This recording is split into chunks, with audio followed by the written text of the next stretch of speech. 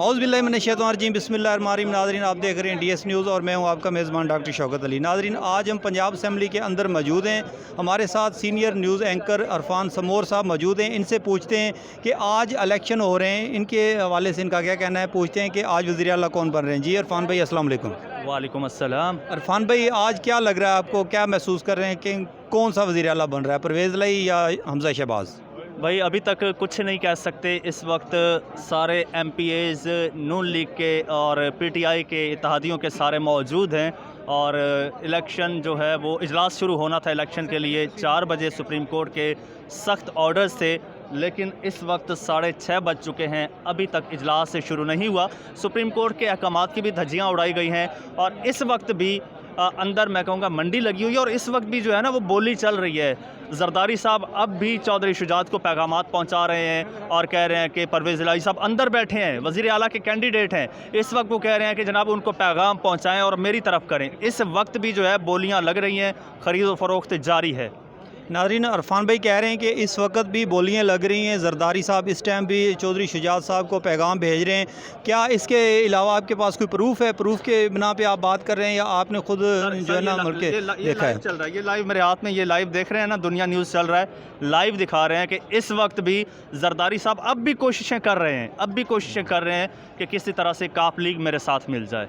हमने नाज़रीन यहाँ पे ये भी एक मंज़र देखा कि हम सहाफ़ी दोस्त आपस में लड़ पड़े हैं। पता नहीं अब जो है ना किसकी वजह से, किसकी जमात की वजह से, PTI की वजह से या हमज़ा शहबाज की वजह से। इरफान भाई, आप इसके बारे में क्या कहेंगे? हमारे सहाफ़ी दोस्त भी आपस में लड़ पड़े हैं, ठीक है, काफ़ी जो है ना लड़ाई हुई है उनकी आपस में, ठीक है जी। शौकत भाई, सहाफ़ी नहीं रहे अब, ठीक है, वो भी एक एजेंडे पे चल रहे हैं। कोई नून लीग का एजेंडे पे चल रहा है, कोई PTI के एजेंडे पे चल रहा है।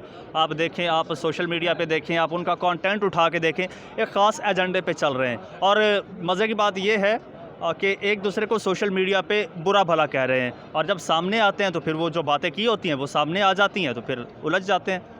जी नाज़रीन, ये हमारे साथ बहुत सीनियर न्यूज़ एंकर अरफान समोर साथ मौजूद थे। ये कह रहे हैं कि इस टाइम भी जरदारी साहब बोलियां लगा रहे हैं। उनकी यही ख्वाहिश है कि किसी न किसी तरीके से चौधरी शुजात साहब को ख़रीदा जाए। इसी के साथ अपने मेज़बान जी 1 मिनट वाइंड अप करने से पहले मैं एक बात कहना चाहूँगा यार, आज जो यहाँ पे माहौल देखा है, इंतहाई दुख हुआ है, अफसोस हुआ है कि ये हमारे मुंतखब करदा नुमाइंदे हैं जिन्हें भेड़ बकरियों की तरह बसों में भर भर के लाया गया है, इन पे कोई एतमाद नहीं है। और ये वो लोग हैं जिन्हें अवाम ने लाखों वोट दिए हैं, यहाँ असम्बली तक पहुँचाया है और इनकी लीडरशिप को इन पे एतमाद नहीं है। यही है कि इतने लाखों वोट लेने के बाद इनका कोई पता नहीं है कि बिक जाएँ, किस तरफ चले जाएँ, जबकि वोट तो एक पार्टी को दिया जाता है ना। और अवाम ने 17 तारीख को ही मैंडेट दे दिया था।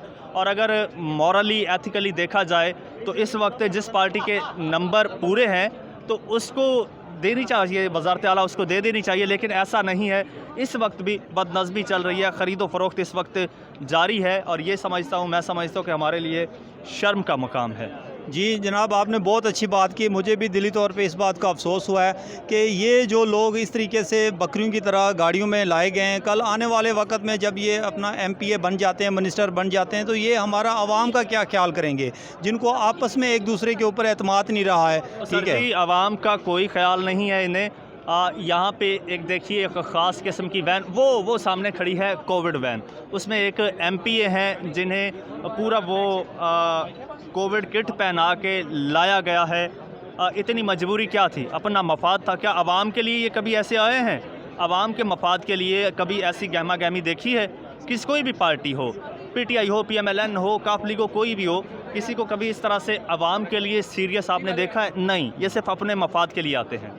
अरफान भाई, आज क्या महसूस कर रहे हैं? लास्टली आपसे मैं सवाल ये कर रहा हूँ कि ये सारी बातें हो गई, सारा आपने सिस्टम देख लिया, अब आखिर में आप हमें ये बता दें, हमारी आवाम आपको देख रही है, सुन रही है, कि आप क्या देख रहे हैं, क्या होने जा रहा है आगे?